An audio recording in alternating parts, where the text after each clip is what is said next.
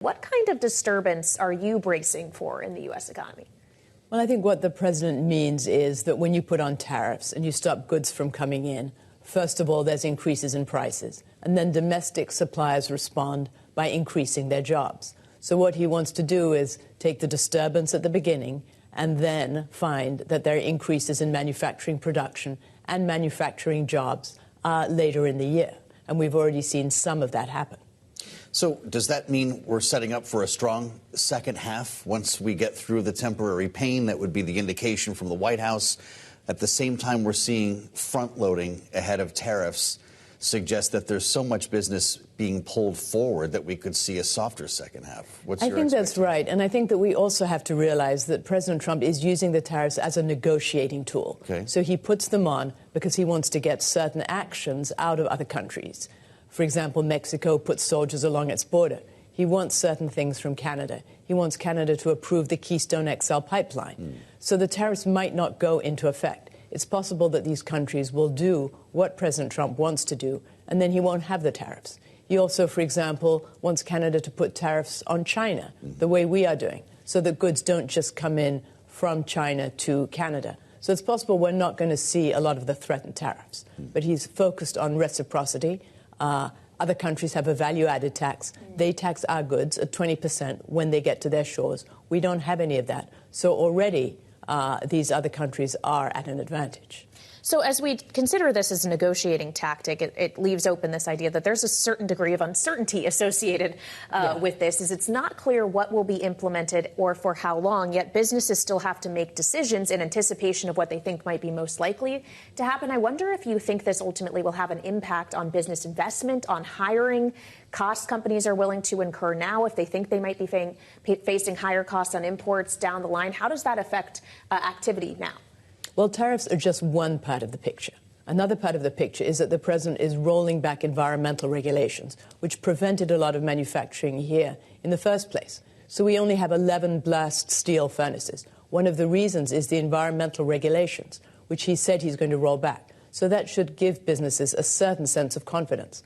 They're not going to have to make these electric vehicles, for example, that people don't want to buy, because the mandate has been taken away. So that should give businesses a certain amount of confidence that might balance against the uncertainty of the tariffs. That's why, that's one reason that markets soared right after the president was elected. Now that we've seen that round trip, and we should note you worked in the first Trump administration, you have a unique sense of his style, but you also worked in Ronald Reagan's White House. And I just can't imagine, as so many Republicans have found religion on tariffs in this new administration, what would Ronald Reagan's reaction have been if you walked in a tariff program like this for a meeting of the Council of Economic Advisors? Well, I can assure you it did happen in the George W. Bush administration. He put tariffs on steel, and then he rolled them back a year or so later.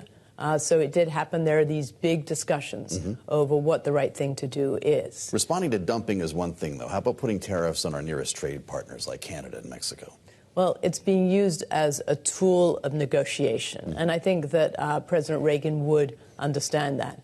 But yes, I mean, if they were to go through, then he might think that that's a different matter. But tariffs on China, I mean, China subsidizes energy, subsidizes labor, including forced labor in Xinjiang, has favored interest rates for certain companies. The Chinese Communist Party has a stake in every single Chinese company. So when BYD, the major automaker, sells a car for $13,000 in Germany, and this is a nice car, a sedan with 4 doors, it's subsidized by the Chinese Communist Party.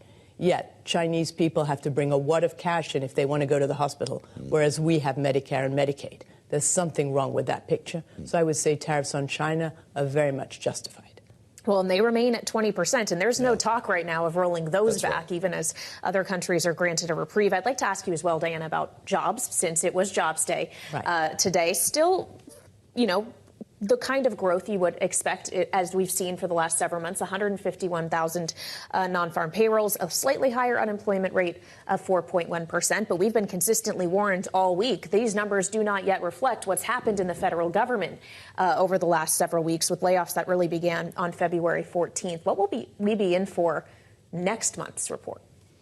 Well, We have a workforce of about 168 million. And federal jobs, they make headlines in Washington, headlines in New York. Inside the bubble. But it's a very small part of the total.